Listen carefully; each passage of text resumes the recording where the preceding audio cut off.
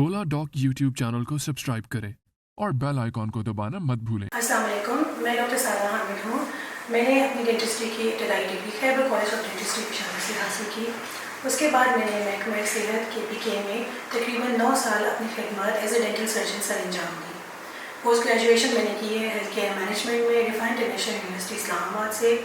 6 months मैंने certificate courses किए हैं डेंटल इम्प्लांटोलॉजी में, एस्थेटिक एंड एंडोडोंटिक्स में, फिक्स प्रोस्टोडोंटिक्स में under the supervision of university of health sciences Lahore. Patient safety में डिप्लोमा मैं कर रही हूँ, वो भी रिफाइंड इंटरनेशनल यूनिवर्सिटी से कर रही हूँ। करंटली मैं doctor Sara Hamid dental associates में as a dental principal dentist अपनी खिदमत से अंजाम दे रही हूँ। बात हम करते हैं दांतों की, मसूड़ों की और मुंह की सेहत की मैनेजमेंट के हवाले से। पाकिस्तान के टॉप डॉक्टर्स के साथ अपॉइंटमेंट बुक करें, वो भी पेशेंट फीडबैक देखते हुए। लाखों लोगों की तरह पाकिस्तान के सबसे बड़े डॉक्टर नेटवर्क का फायदा उठाएं और आज ही ओला डॉक ऐप डाउनलोड करें। ओला डॉक, डॉक्टर का अपॉइंटमेंट आसानी से। इब्तिदा में करूँगी और शुरुआत में लूँगी नौज़ायदा और बच्चों के हवाले से। आमतौर पे देखा गया है कि बच्चों में बहुत ज़्यादा कैरीज होती हैं, उनके दूध के दांत बिल्कुल गल सड़ गए होते हैं। ऑब्वियसली ये डाइट इस तरह की होती है, बच्चे ज़्यादा चॉकलेट्स, कैंडीज़ वगैरह इस्तेमाल करते हैं। माएँ जो है उनको चीनी वाला दूध देती हैं।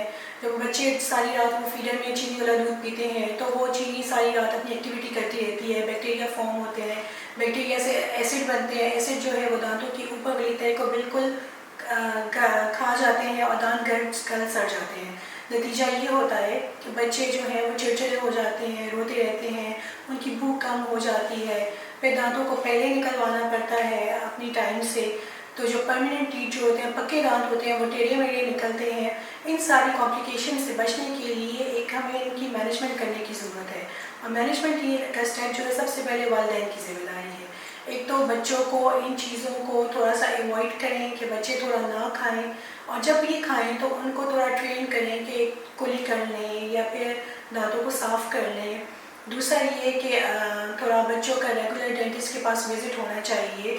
एक तो रेगुलर डेंटिस्ट के पास विज़िट होगा तो बच्चों का थोड़ा डेंटिस्ट्री की मतलब डेंटल क्लिनिक के एनवायरनमेंट से उनसियत भी होगी, थोड़ा बच्चों में भी कॉन्फिडेंस आएगा। डॉक्टर उनको बताएगा कि अपने दांतों का क्या ख्याल रखना है, कैसे ख्याल रखना है। बच्चे खुद मोटिवेट होंगे और वो अपने दांतों की हिफाजत का खुद ख्याल रखेंगे। अब मैं बात करना चाहूँगी ख़वातीन के हवाले से। दौरान हमल ख़वातीन में बहुत ज़्यादा चेंजेस होती हैं, हार्मोनल इम्बैलेंस होता है।